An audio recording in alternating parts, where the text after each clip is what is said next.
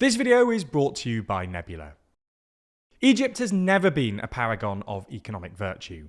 The country has gone cap in hand to the IMF 11 times in the past 50 years, and chronic corruption by the army has strained national budgets and scared off private investors. Unfortunately for ordinary Egyptians, a combination of rampant inflation, IMF-induced austerity, and now rolling blackouts mean that Egyptian living standards are the worst they've been for a while, despite the country receiving a multi-billion bailout only a few months ago.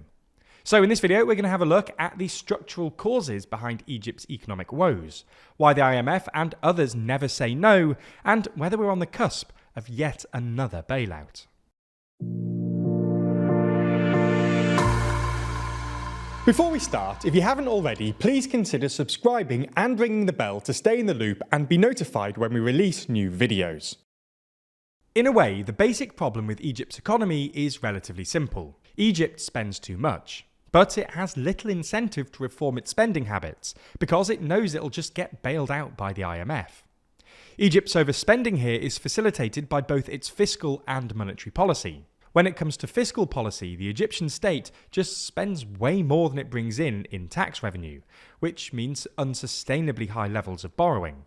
For most of recent history, a lot of this money was spent on the army and commodity subsidies, including generous subsidies for petrol and food.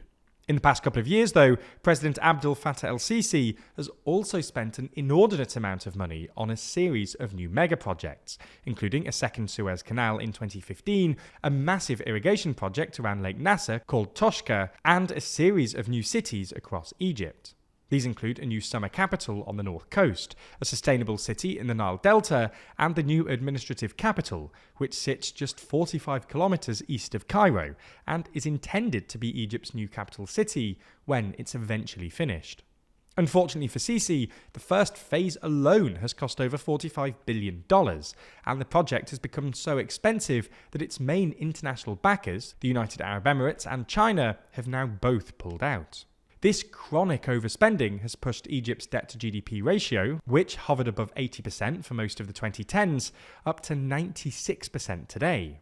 This might not sound all that high if you live in the US or Europe, where debt-to-GDP ratios above 100% are relatively common, but this is very high for a middle-income country like Egypt, which has a GDP per capita of just over $3,200, less than half that of Libya. Furthermore, an increasingly large fraction of this debt is owed to external lenders, with loan denominations in foreign currencies, which becomes more expensive to service when Egypt's currency devalues. And Egypt now spends something like half of its budget just servicing pre-existing debt. You don't have to have a degree in accounting to understand that this is unsustainable.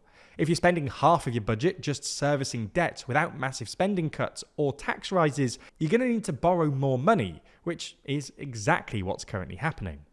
Anyway, you get the idea. When it comes to fiscal policy, the Egyptian state has long spent more than it can afford and is now stuck in a sort of debt spiral. Egypt's monetary policy exacerbates this problem. In short, the Egyptian government has long preferred a managed or fixed exchange rate over a floating exchange rate. In practice, this means the Egyptian government and central bank spends foreign currency reserves, making sure that the value of the Egyptian pound on international markets remains stable. This is unlike, say, the US dollar or the euro, which are allowed to float on international markets, with their prices constantly fluctuating depending on the relative supply and demand of other currencies. Now, this isn't necessarily a bad idea, and there are a whole load of reasons that especially developing economies might want a bit more control over their national currency. Deliberately undervaluing the yuan, for example, seems to have worked pretty well for China. However, a bit like Argentina pre-Milei, Egypt's attempts to keep its currency strong just haven't worked. An overvalued currency encourages households, businesses, and the state to import and consume more than they can actually afford, only for it to all come crashing down when the Egyptian central bank inevitably runs out of reserves and has to suddenly devalue the pound. This has happened 4 times since the pandemic, and the pound is now worth about a third of what it was in early 2022, and even less on the black market. Anyway, when the Egyptian state inevitably runs out of money, it goes to the IMF. Since 1971, Egypt has come to the IMF for payments financing on no less than 11 occasions, with the most recent bailout coming early this year.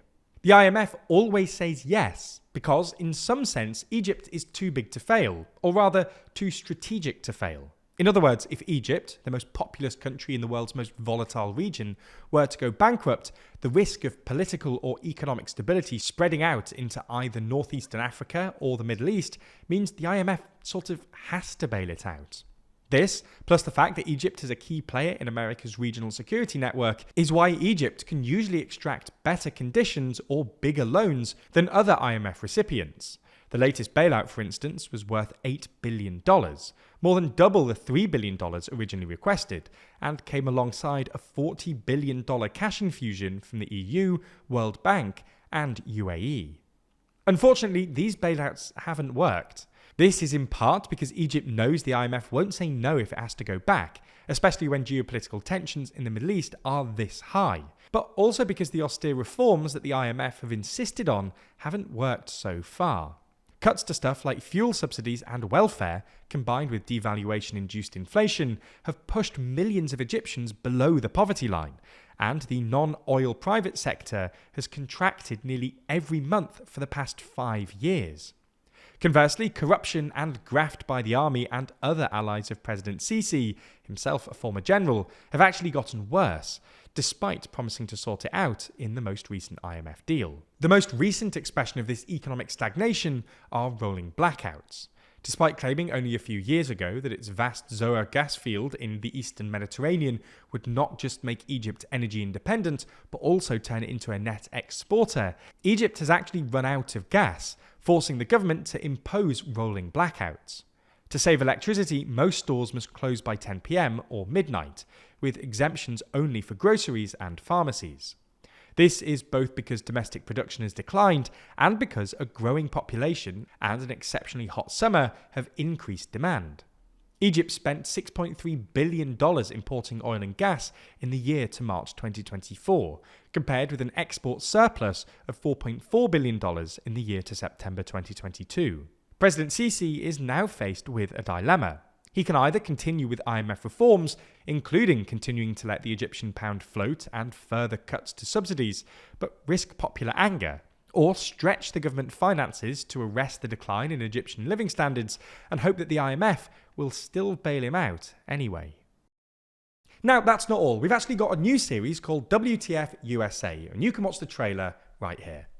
Look, as British people, we often cast a wary eye at our friends across the Atlantic. But honestly, the last few months have been especially wild. We've seen Biden bail from the race after a terrible debate, My fellow Americans, the red-blue divide making way for lurid green, Trump accusing Kamala of changing her race, Vance getting accused of couches, endless memes about coconut trees, and endless arguments over crowd sizes. This weird obsession with crowd sizes. Obama making a joke, Trump talking about Biden like an ex he misses, RFK Jr. potentially having worms in his brain, before admitting to burying a bear in Central Park. Oh, and an assassination attempt that we all kind of forgot about because of all of the other chaos. I mean, honestly, WTF USA. The thing is though, while it might be tempting to just roll your eyes at these shenanigans, these aren't just meme-worthy moments. And you know I'm serious, because I've not stood up in a video since COVID. But these incidents actually pose important questions, like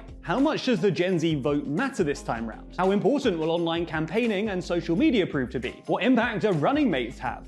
Okay, I don't have words for that one. These are the kinds of things we'll be explaining in our new Nebula original series, What to Follow USA, only on Nebula. Each week, we'll take the moments that have been dominating internet discourse and explaining the true politics under the hood. Look at me pandering to the American audience. We'll be releasing new episodes of What to Follow every Friday through to the election. The fact that it's on Nebula means we've been able to take more risks with this series. The tone and attitude of the show isn't what you'd expect from TLDR. I'm not sure we've talked about fucking couches on YouTube before, but the journalism and reporting is exactly the standard you'd expect Nebula support also means that we can do things differently, create additional content for you, and tackle topics that the YouTube algorithm just wouldn't normally allow for. It's not just this new series on Nebula either though. There's also incredible originals on the platform like Modern Conflicts from Real Life Lore, or the upcoming documentary from Tom Nicholas, Boomers, which takes a provocative look at the lives and legacy of the baby boom generation. Plus, we also post all of our normal content on Nebula ad-free, and often before it ends up on YouTube. If you want to check all of that out, plus WTF USA, then head to go.nebula.tv/WTF, or click the link in the description. That way, you can pick up an annual Nebula subscription for a huge 40% off. We're really happy with how this new series has turned out, so please do give the series a look. We'd really appreciate it.